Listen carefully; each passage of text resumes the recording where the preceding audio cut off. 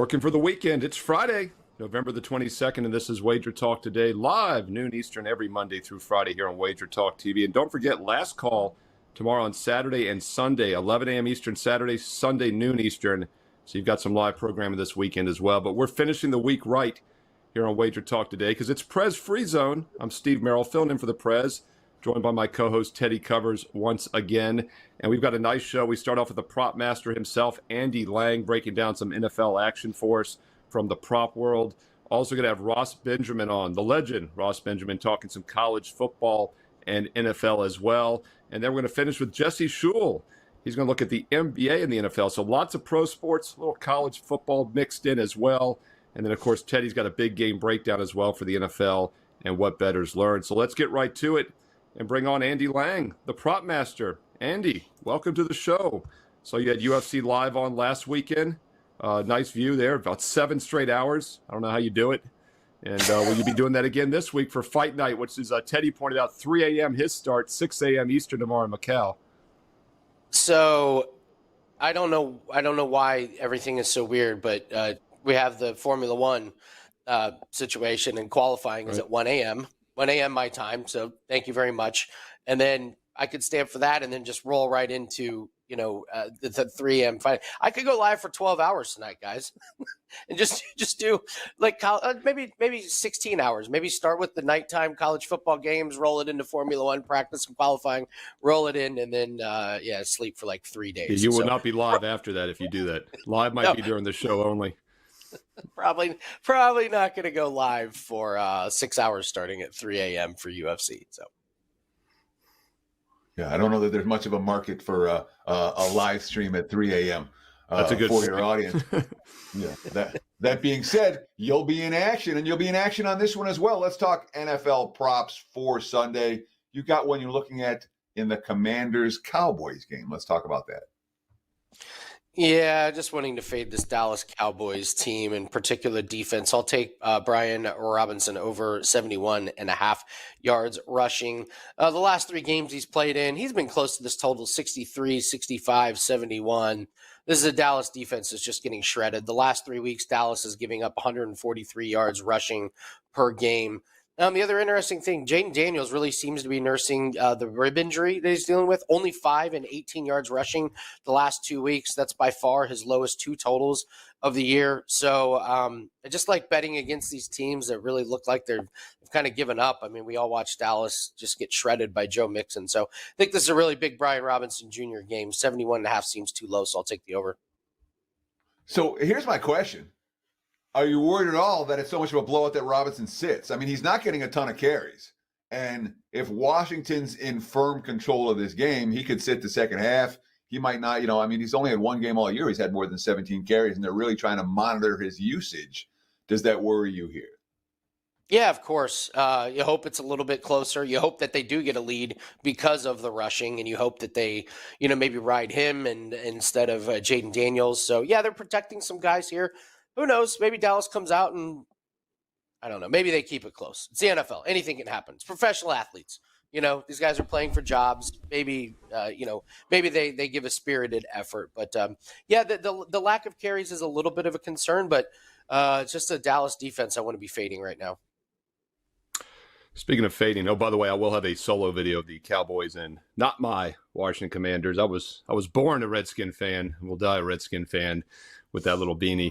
I've got a Gibbs hat in the background, viewers, if you can spot it. Look real closely. You can spot it in the background there from the 1980s, the red one. I think it's under the basketball. Yeah, there it is. Yeah, I see that's That's an 80s style. I found that in a bag the other week when I was looking for something else. Lots of props. I knew the prop master, Andy Lang, would appreciate that on Wager Talk Today. Speaking of bad teams, though, Chiefs, Panthers, another one of these haves, have-nots matchups. You finding a prop in this one? Yeah, I like Noah Gray. Over 16.5 receiving. I wanted to go with his over 1.5 receptions, but it's a little bit too juicy. But I love this number. Gone over in 6 out of the last 7 games. The Panthers give up 60 yards per game to tight ends. And is this really a game that the Chiefs really want to use Travis Kelce a bunch for? It just feels like a game where they should be in control, probably a lot of running, and Noah Gray has just been doing really good. He's kind of one of these hidden secret guys that's been cashing his props every game. So Panthers defense struggling mightily, and the 16.5. I'd expect Noah Gray to go for 2 or 3 catches for 20 plus yards. So yeah, happily take Noah Gray over 16.5. So we saw Travis Kelce have his quietest game in a month, 6 weeks last week. He was a real non-factor in the loss to the Bills. Are you worried at all that Kelce's going to be on the field a little bit more here, which means that Gray is going to be on the field a little bit less here and not get his opportunities? No, I was trying to figure out why Kelce had such a bad game. The only thing that I really came across was someone was making the point that Kelce's just much worse when you're playing him man to man. And that's what the Bills did. I'm not sure. I don't know what scheme the Panthers are going to run. But, I mean, listen, you got to believe that if the Chiefs get up in this game and they're in complete control, I don't know why you would be trying to put much wear and tear on Kelce. And Kelce could get over, and Noah Gray could get over as well. So Noah Gray has gone over in games that Kelce's had big games. So, no, I know Kelce's the big name, but for value and for the number, I'll take Noah Gray. It's Andy Lang talking some NFL props for this weekend here on Wager Talk Today. And Andy, you don't do a lot with college football, but when you do, I know you do quite well. And you've got a big 5% going tonight on Friday. Tell us about that. Yeah, 21-8 lifetime with college football plays. We only do 1 play per week. That's it. So we're 8-4 this season. And yeah, 5% goes off tonight. Really, really excited about that. So plus 144 units last 365 days, all sports, wrapping up a really solid year. So yeah, 5% play. We don't do too many of these in college football. I think it's only like our second or third one. So, but love the spot. It's a really, really great spot for this play. So yeah, check that out. Friday night starts tonight. And Andy and I will be back on the NBA show. We'll be talking some pro basketball at 3:30 Eastern live here on Friday. And we take all the questions in the chat as well. So check out NBA Tip-Off. And I know I talk about diversification all the time with Andy and how, Teddy, your selections and mine are never really correlated to his. He does props. We don't. Just want to point out, Andy's up 144 units the last 365 days. I checked today. I'm up 170 units a calendar year ago, 365 days. I would venture to guess we probably have not had 1 play overlap. Maybe he had a college football game when he releases 1 a week. But you're talking about over 300 units with 2 cappers that are not correlated. It just shows the power of diversification, and Andy is a great way to diversify your portfolio at WagerTalk.com. Ross Benjamin around the corner. We're going to talk some college football and NFL with Ross. Also, Jesse Shule breaking down some NBA and the NFL. Teddy's got a big game breakdown on the NFL as well, so stay tuned. But Teddy, for what bettors learned, we revisited the Paul Tyson fight yesterday. You're going to revisit another scandal, if you will, here in the betting world. I don't know if the Paul Tyson fight was a scandal per se. It's borderline. But this was, remember last March when all of a sudden Temple had all their games pulled off the board and the 12-19 team was being investigated for potential point shaving issues. And then, of course, they went on that huge run in the AAC tournament after the allegations before losing to UAB in the championship game. That was last March. We just had some buzz on it this week, and I wanted to follow up because this is transparency working. This is sports betting legalized working. It's not working. This is what it's supposed to happen. All right. So last spring, Sportsbooks alerted to a U.S. Integrity, which is Matt Holtz. Matt Holtz, a friend of the program. He's a friend of Wager Talk. He's a good guy. And he runs U.S. Integrity, which is the monitoring service that the sportsbooks pay into because they want to know what kind of going on with unusual activity. And there was a game in the regular season, March 7th, or the UAB -2 to -8. No injury news, no nothing. A strange line move. They went back and looked at more, and they found that there's these first halves that have been betting. Many of the same customers who bet against Temple in the UAB game have been betting on games in the Owls, particularly first half and first half totals. So they dig. Now, nothing's happened yet. All right. The player who's been concerned, Hyzier Miller, actually transferred to Virginia Tech in the offseason, and then Virginia Tech said, sorry, you can't play here because you're under federal investigation and NCAA inquiry. But Miller was the guy who the allegations are centered around.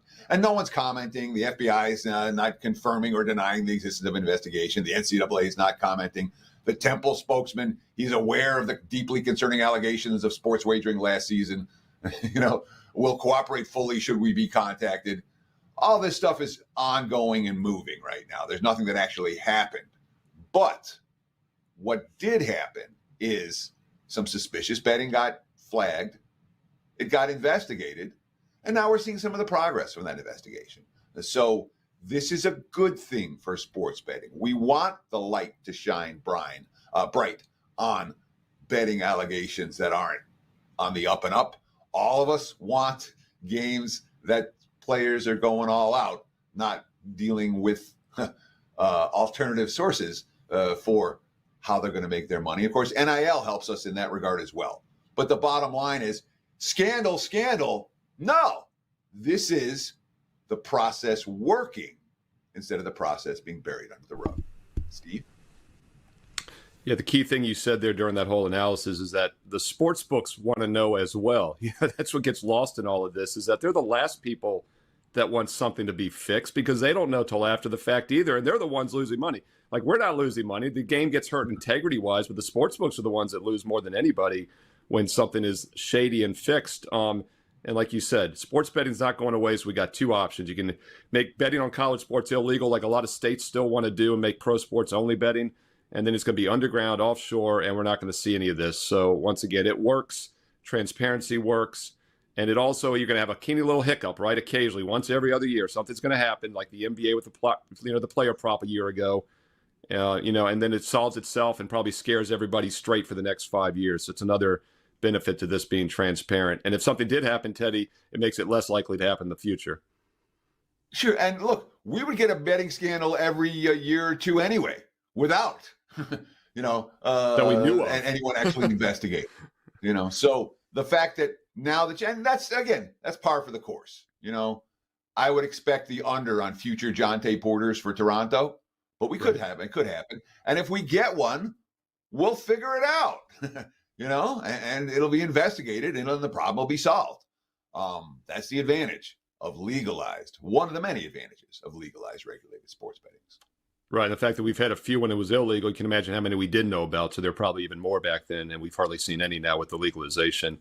Speaking of scandals, let's bring on Ross Benjamin. What a great segue. Ross, the boss. I like to make him giggle. I had over under 2 seconds. I can make Ross giggle, and it was actually like half a second. So the under cashes were good. No more plays needed for the weekend. All Teddy, right, Ross, it sounds like the kid from Temple didn't get too good of an NIL deal if he's partaking in those type of activities. You would think the NIL, Steve and Teddy, would cure some of those problems anyway. But yeah, again, I don't know the specifics of that particular situation. It's yet to be disclosed to the public.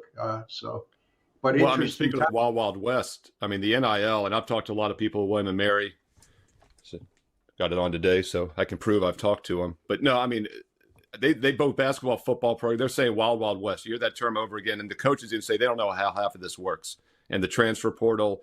And we're going to see a lot of changes the next couple of years, but kind of the same thing. I'd rather these guys being paid transparently than under the table with a used car dealership.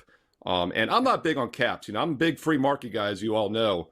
Hey, if an Alabama quarterback can earn $1 million, more power to him. Keeps them in school for an extra year. But Ross, speaking of college football, we haven't talked any college football yet today. I'm glad you're using this game because I did my top 25 video, which is now live here on WagerTalk TV. Click subscribe, click the bell. You'll see Teddy's free videos. Ross does a ton of free videos. I do as well.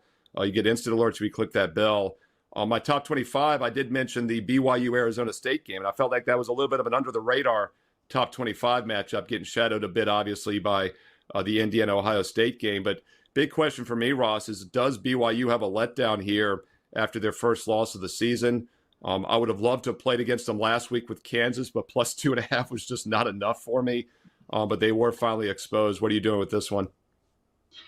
Yeah, a lot of the reason why this flies under the radar, too, is I don't know how many people know how good Arizona State really is. They come in at 8-2 and ranked number 21 in the country, I believe. So, this BYU team, they're coming off that upset loss, 17-13 at home against Kansas last Saturday, crushing blow to their playoff chances, Steve.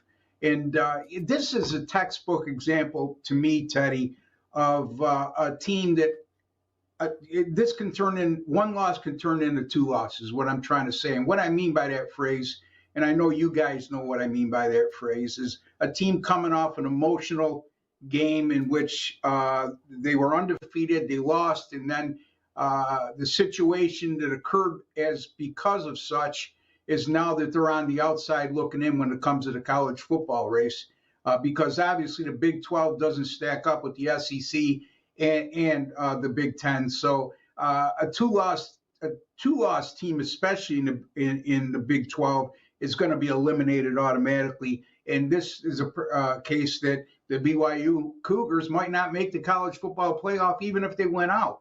But and then we have to go back 2 games, Steve, and you look at, they barely got by Utah, 22-21, in a controversial finish to that game. And that was a Utah team that I believe had lost 5 in a row going into that contest. So BYU has shown signs they're not as good as their record indicates. They've been a little bit fortunate this year. Arizona State quietly 8-2 this season, and it's elevated them into a national ranking. And the Sun Devils are perfect 5-0 straight up in ATS at home, Teddy, this season. And they're also a perfect 5-0 against the spread as a favorite this season. Their average line as a favorite in those 5 contests, minus 4.3, right around what we're looking at right now. And they won those games by 15.4 points per game. So when they've been favored in a game, the odds maker's been spot on, because they've not only covered, but they covered by a very comfortable margin in each. So I'm going to go Arizona State here, minus the 3. I just think BYU, they've been, like I said, they've been less than impressive over the last 2 games. And I think that emotional letdown. And I think this is one of those situations where one loss can turn into 2, Teddy. I mean, doesn't BYU still have a ton to play for? I mean, we're talking about a team that's playing for a Big 12 title, and there's 4 teams now in contention, and this is probably an elimination game for one of those 4 teams. Arizona State or BYU will get eliminated from Big 12 title consideration, and of course, if you win the Big 12, you're getting a playoff berth. So it's not anything that that BYU can't still accomplish. Right. When we look at BYU as a dog this year, they've been dogs 3 times. They've won all 3 of those games in straight up fashion. When you put those 2 factors together, BYU still has everything to play for. They can save, they're still in position, and they've been really good in this road dog role, or as a dog against anyone. Do either of those concern you? They're valid points, but they don't concern me because, again, they've had a lot to play for in their last 2 games, and they lose to a 3-6 Kansas team, and then they barely squeak by. I'm very fortunate to win that Utah game, and that's a Utes team that had lost 5 in a row entering that matchup. So they've, them having a lot to play for at this point, they have to show me more than what they've shown in the last 2 games. I mean, they were in a secure position to win the Big 12 and be in the college football playoff. Arizona State is a team that's coming on right now.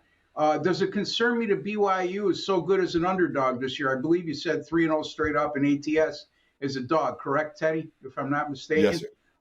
Yes. So yeah. I was going to say it'd be K-State, UCF, and Baylor, all as dogs. Okay. So my counterpoint to that would be, well, Arizona State is 5-0 against the spread as a favorite. They're 5-0 straight up in ATS at home. So yeah.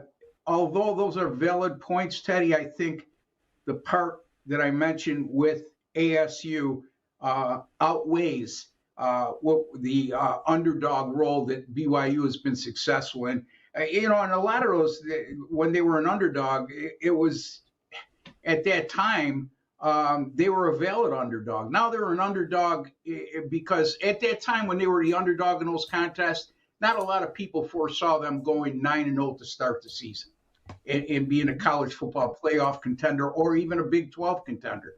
But that's not the case anymore. So hopefully that answers your question. Yeah, in the previous 3 years, previous 4 years, actually, BYU's 4-1 as a home dog, but they're just 4-7 as a road dog the last 3 years, coming into this year, obviously. So we'll see if it reverts back to the norm. And don't forget, K-State was a 7.5-point favorite as Arizona State upset them last week also as an underdog. So a common opponent there that you guys were talking about. Ross Benjamin breaking down some college football. Now let's talk some NFL, Ross. Late action, 4:25 Eastern, Sunday afternoon. Cardinals, Seahawks. Pick 'em. What are you doing with this one? Well, I mean, I'm taking a better team. I'm going to make it real simple. My eye test has told me watching, and again, I'm stating the obvious here.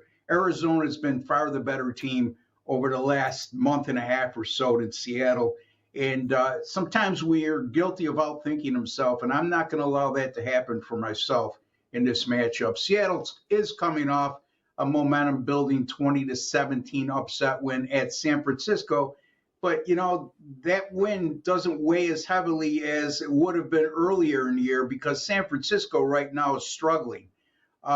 This is a team that started out the year 3-0. They've gone 2-5 since. They haven't won back-to-back games since a little over 2 months ago. So late September is the last time they won back-to-back games. And we're talking about a pick 'em game here. And again, the other part of the equation is the Seahawks, who won their first two at home, have gone 0-4 straight up in ATS at home since, losing by 12 points per game, and had a turnover margin in those four home losses of -6. Arizona, on the other hand, red-hot team right now, 4-0 straight up in ATS in their last four, winning by 14.5 points per game during that winning stretch. And only allowing 14.3 points per game. They're playing great complementary football right now. They're 4-1 straight up in ATS this year whenever the point spread is between +3 and -3, which, again, some people will say that's coincidental. I'm not one of them because I believe that when the odds makers deem a matchup to be of the even variety, that Arizona has stepped up to the plate in those contests and might have been a bit undervalued at that. Here's the biggest key, Teddy, that I'm looking at in this matchup. Arizona Cardinals are number 2 in the NFL in rushing. I don't know a lot of people really are aware of that because they fly under the radar in terms of, they haven't had a lot of success in recent years. Now they're coming on, but 149 yards per game rushing. And Seattle, on the other hand, is 27th in the NFL in stopping the run. I just think that's going to be the major key element in this game that will decide the winner. So I'm going to take the Arizona Cardinals here as a pick 'em over Seattle. So Arizona had a losing season last year. And obviously this offseason, Kyler Murray spent a ton of time in the facility, and they talked about changing the culture. And clearly they've done that. They went into the bye, 4 straight wins, 4 straight covers. Are you worried at all that this team's a little bit fat and happy coming out of the bye, that the focus wasn't there necessarily? They've accomplished what they want to accomplish. They've already won more games than last year. Arizona's turned their fortunes around. Is this we went on the bye and now we're not going to be quite the same team we were coming out? Or are you confident that Arizona kept their focus through the time off this past 2 weeks? And it's a valid point, again, as always with you, Teddy. And like I told you a million times before, and I'll say it again, I stop worrying when I get up in the morning because I'm still alive. Other than that, I do the work on a game. And in terms of your point, I would say that Arizona's sights are set much higher at this point than just exceeding their wins from a season ago. They see a road to winning the NFC West here. They're playing with a ton of momentum. They're facing a very beatable opponent.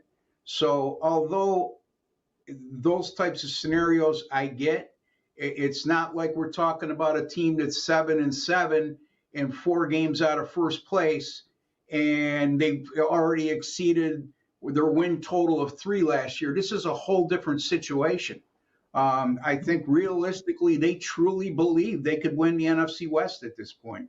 So I don't see that scenario affecting Arizona in terms of just being content with what they've accomplished thus far.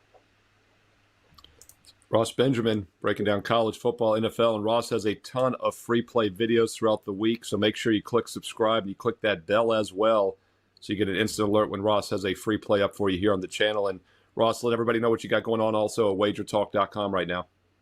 Yeah, big Saturday in store in college football. Minimum of 5 plays. They'll be up later today. 117-78 is my college football record since December 2nd of 2022, and that's just shy of 2 years now, Steve. And at this point, when you're hitting 59% with that type of volume of plays, it's no longer a fluke. During that time, I've made $10,140 based on our grading system at WagerTalk. Also this year, I haven't tailed off whatsoever, 39-26 this year in college football. Number 2 at WagerTalk as we speak, at 60% winners, a net profit of over $2,500. So a lot of great stuff going on in college football. I'll have a 4% best bet going in the NFL on Sunday. And my 4% best bets in college football, NFL combined right now, 45-23 run, good for 68%. And this also dates back all the way to December of 2022. So a lot of good stuff going on this coming weekend in college football and the NFL. And again, you can find me at my personal link, wt.buzz/RB. Love these short codes. Running back /RB, Ross Benjamin. Check him out on WagerTalk.com. And, it is a great football time right now because not only did Ross mention the red-hot runs he's on, but also Thanksgiving week is coming up. It's probably the best week of college and pro football. And right now we have a special Wager Talk for every capper. No promo code needed. The rest of the college and pro football seasons combined for just $3.99. That works out to about $5 a day for the rest of college and pro football combined all the way through the playoffs. Don't forget, 12-team playoff in college football. We go into late January now. And then, of course, the Super Bowl in February. You're getting college and pro combined for $3.99 total for the next 3 months. Ross Benjamin, Teddy Covers, myself, Steve Merrill. Get all of us and save big through this weekend only. No promo code needed right now for the rest of the football season. Just $3.99 at WagerTalk.com. All right, big game this Sunday night, Teddy Covers. Prime time, and we talked about it a little bit yesterday. They didn't have to flex out of this one. Eagles, Rams, Sunday night NBC. A little big game breakdown. Big game breakdown time. Philly, 6 straight wins. They'll have certainly as much crowd support and home field edge in LA as the Rams do, and yet nobody trusts them. Not me, not the betting markets, not Dan, the producer, not you. Nobody seems to trust Philadelphia. Meanwhile, the LA Rams on Bet On It, Wager Talk's #1 show, I did a stock watch, just the tip alert on the Rams when they were 1-4, and said, buy this team. And they did this last year. They have a Super Bowl winner at quarterback. The wide receiver playmakers are about to get healthy, and they're healthy now, and the Rams have gone 4-1 since. So certainly there's a case to be made for the LA Rams in this game. But it's not a case that I'm going to make. Before I talk about it, let me let you know, 7-day all-access pass right now, $69 if you use promo code TC69. First time all year, 5% big ticket in college football on Saturday, 5% big ticket in the NFL for Monday Night Football. You get those both with the 7-day all-access pass, and you'll pay less than you would for the 2 individual plays, and you get every other play that I release in every sport. Again, TC69 at checkout, 7-day all-access. And as always, we appreciate the likes, the follows, and the comments very, very much. So we talk about this 4-1 run for the Rams. Who'd they beat? Well, they beat the Raiders. Okay. They beat the Vikings traveling cross-country on a short week in the first game without their left tackle, which was key. They beat Seattle when they were on a 1-5 slide. I cashed with LA in that game. And by the way, LA was not a right side. They had a 103-yard pick six and won in overtime after Seattle was stopped on downs instead of kicking a field goal in OT. And then last week, they beat the Patriots. So 2 decent wins, 2 wins over bottom feeders. Both decent wins come with asterisks. That's not a who's who of elite teams. And they lost to Miami during that span. Philly won here last year by a comfortable margin, 23-14. Jalen Hurts picked apart the Rams defense. And with Philadelphia's approach, they changed their approach. I mean, they are the #1 running team in the NFL. They rush for 55% of their plays. That's by far the most in the league. That's made Jalen Hurts better. That's made Saquon Barkley better. And they're facing a defense that can't stop anybody. That's the difference in this ballgame for me. I believe in both these offenses. Maybe LA's every bit as good, if not better, than Philly. But on the defensive side of the football, the Eagles' defense is legit. Okay, since the bye week, Vic Fangio the team has allowed 11 points per game, 190 yards per game. I know LA's better than most of the teams that they faced during this span. But when you're allowed 6 offensive touchdowns in 6 games and you're facing a clear weaker defense than you, I can only lay in this ballgame. And it's key to note, of all the pieces of advice that you're going to get from this big game breakdown, there's a huge difference between laying -2.5 and -3. Right now, looking at the WagerTalk free live odds screen, this is a split line. +3, widely available. -2.5 for Philly, widely available. If you're laying with the Eagles, find a 2.5. If you're taking with the Rams, find a 3. That's the edge as bettors that we have. And if you don't have enough outs, open up another one and you'll be able to find these numbers. There's your big game breakdown. Back to you, Mr. Merrill. Yeah, I was going to say the difference between 2.5 and 3, about 8, 9, 10% given on different games. So, right now, if you like the Rams, there's no reason why you don't get a +3. If you like the Eagles, there's no reason you don't get a -2.5. It's that simple. And I talked about that last night, Teddy. I did my free NFL Thursday night video earlier in the week when the line was 36.5. And I thought the weather situation might be a little overrated. And I told people, playing over 36.5, you have about a 3 to 4% better chance of winning automatically because it's not 37 anymore if you're playing the over. So numbers are so key. And with all these legalized sports books in every state, there is no reason not to have 3, 4, 5 accounts. Take your bankroll and divide it by 5 and open 5 accounts. And you will make extra winnings by doing absolutely nothing else but line shopping. That's how the pros do it. That's how Teddy Covers does it. And that's how myself, Steve Merrill, does it. If you want to win, that's how you need to do it as well. Big game breakdown style. And I'll also have a free play video on this game later this weekend. So once again, click subscribe and click that bell for instant alerts for all these primetime games here on WagerTalk TV. And I've got a dilemma. I cashed again yesterday with that free play on the over. Now 9-1 since I started doing every Thursday night game in week 3. Do I dare do all 3 Thanksgiving games, Teddy? I'm putting that 9-1 run on the line. I don't know what to do. I'm a sucker. I probably will. So once again, a huge football week coming up. So make sure you subscribe and click that bell for instant alerts. All right, Jesse Shule, another guy who does a great job with the solo videos throughout the week. A lot of free plays as well from Jesse. And we could have had to have a Canadian. Ross is almost Canadian. He's like on the top New York border. But Jesse's the true Canadian coming to us from Thailand right now, if that makes any sense to the new viewers out there. And Jesse, let's talk with a little NBA here. We haven't had any basketball on the show yet today. So give us an NBA prop you're looking at tonight on Friday. Well, Dallas and Denver and Luka Doncic will be out for at least a week due to obesity, perhaps a wrist sprain, but obesity might have something to do with it for Luka. I think that gives us an opportunity to look at the player prop market and take his teammate Kyrie Irving over 25.5 points. Irving is averaging 24 points per game this season. He dropped 43 on Denver the last time he played them, which was about 2 weeks ago. And Luka averages 23 shot attempts per game. So with Luka out, those 23 shots are going to get divvied up between the rest of the starters. I'm guessing P.J. Washington's going to get extra minutes, but certainly they're not going to want P.J. Washington taking 23 shots. So I'm projecting Kyrie to get at least 3-4 more attempts than he's normally getting.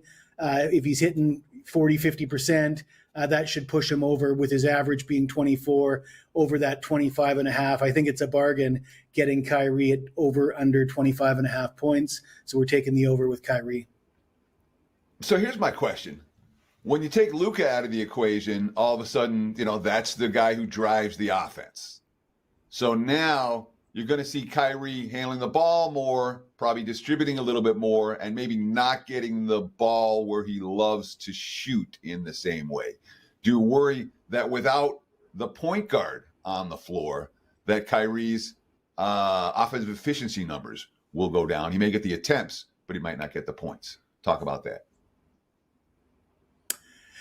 Yeah, that's an excellent point, Teddy. And I can't tell you that I might have overlooked that. But that said, somebody's going to have to do the scoring, and I think the increase in attempts, even if he's less efficient, we're only needing to make up 1.5 to what he normally averages. So I still say he gets there. Also, Joker's questionable for the Nuggets. So who knows what can happen in this game. Maybe hedge that a little bit with a Kyrie assist over prop as well, because if he's not scoring, someone else is probably doing the scoring. So a little way to hedge that, maybe Kyrie over assist and over points without Luka on the court tonight for the Mavs. Don't forget NBA Tip-Ball show on at 3:30 Eastern today. We'll be breaking down this game and a lot of other big games tonight live at 3:30 Eastern, the NBA Tip-Off show. And Jesse, let's keep talking some props here. And you're going to give us a prop with both teams in the Patriot-Dolphin game. And I think these are somewhat correlated, right? If you think, maybe one team's going to do well, the other quarterback has to throw more. I like where you're going with this one. Yeah, we'll look at the Pats Dolphins, and there's some interesting trends here. Before I give out the trends, I will say that I don't normally place bets solely based on trends. I like to look at the trends and then see if the remaining evidence supports them or not. But we got some distinct advantage for Miami. 7-1 straight up, 8-0 against the spread in the last 8 meetings, 9-2 straight up, and 9-2 against the spread in the last 11 home meetings versus New England. And we have seen the Patriots pretty good defensively at the beginning of the year, but in their last 4 losses, they are giving up 30-plus points. And at this point in the year, the Patriots winning games isn't going to help them much. They're a team that's rebuilding. I think their focus point is developing their quarterback, Drake May. That's going to be the most important thing, is to get him reps, see how he develops. And so I like Drake May to go over his passing yards. The game script calls for the Patriots to be losing, and therefore they're more passing. And if I look at May's performances this year, he's gone over this number, the number being 219.5 posted for this game. He's gone over against the Rams in his last game, 282 yards, 276 yards against the Jacksonville Jaguars, 243 yards against Houston. Now he's gone under against the Bears, Titans, and the Jets. But if you look at the theme between those 3 teams, they're 3 of the better pass defenses in the NFL. And I don't know that Miami's up there with them. Last week, Gardner Minshew threw for 282 yards, a pair of touchdowns on 30 of 43 passing against this Dolphins defense. I'm going to take Miami team total over 26.5. And as you mentioned, Steve, a correlating play with Drake May over 219.5 passing yards. So here's my question. We like Miami team total over. We like Drake May passing yards total over. Why not just bet the full game over? If we expect New England to be able to throw the football on Miami to get there, there's less bets, less juice. Unlike the last segment with the NBA, I actually anticipated you asking this question, Teddy. And my answer is it's going to be 27-7 in the third quarter, and the Patriots are going to score 2 more touchdowns in garbage time. It ends 27-21. We get the team total by 0.5 point, and you miss out if you had the -7. So that's my response to that. Also, quite some line value loss, too. This line opened 43.5, 44. It's now 46. So it's crossed over those semi-key numbers of 44 and 45. It's on a dead number of 46 now as far as the game total. And the Dolphins are currently 7 -15. So if you like Miami, probably play them sooner than later. If you like the Patriots here, again, that line shopping, you might be able to find some 7.5s by this weekend. Jesse, thank you for joining us. Second time this week. We appreciate it. And also let everybody know what you got going on at WagerTalk.com. Myself and Jimmy Adams have a special buy one, get one free monthly all-access college basketball. We're both on the leaderboards with college basketball. In fact, I was 14-1 heading into yesterday's action. I had the Ohio Bob Kittens. They were up 3 with 2 seconds left, and they allowed a 3-pointer to force overtime. That was an ugly loss for myself and several other cappers at WagerTalk, including Adam Trigger. But 14-2 ain't bad. That's 88%. We're looking to get back on track today. I do have a play in college hoops. And I got a 5% college football play, testing a perfect 5-0 top college football play run on Saturday in a big SEC game. It's Jesse Schul, WT.buzz/JS. gets all his best bets. And don't forget, there's free plays from each and every capper throughout the day, each and every day. Check out the free plays on everyone's page. Also, last 20 best bets. Win or lose, we show you our best bets on a nightly basis. Rolling recap at the bottom, last 20. You can click on any of them as well to read the analysis. I highly recommend, if you're new to Wager Talk or you're new to betting, check out Teddy, check out Jesse, check out myself, Steve Merrill. Look how we handicap, read the analysis, check out the free plays. And then when you're ready to get on board, check out those special offers, including the rest of the football season from each and every capper right now, just $3.99 at WagerTalk.com. All right, we have college basketball tip-off show at 2:15 Eastern. We didn't talk much college hoops today, but we have a full show at 2:15 Eastern, myself and Adam Trigger. NBA show 3:30 Eastern. This weekend, last call Saturday 11, Sunday noon Eastern for college and pro football. Click subscribe, click that bell for instant alerts. Thumbs up, like if you like the show today. Thumbs up, like it, and comment below in the replays. We read the comments and we reply back. I've got an NBA best bet tonight. I'll talk more about that on the NBA tip-off show. Teddy Covers, take us home. Sure. We also have the College Football Today show. When you're talking about all the shows that we My have goodness. at Wager Talk, College Football Today, 10:15 Pacific, 1:15 Eastern Time, just about a half hour from now. So we got you covered. NFL, college football, NBA, college hoops, NHL, and of course, we do them all right here on Wager Talk Today. We appreciate the likes. We appreciate the follows. We appreciate you paying attention to what we have to say. Best of luck this weekend. Steve and I will be back on Monday with another edition of Wager Talk Today. Between now and then, enjoy the games and best of luck with all your bets.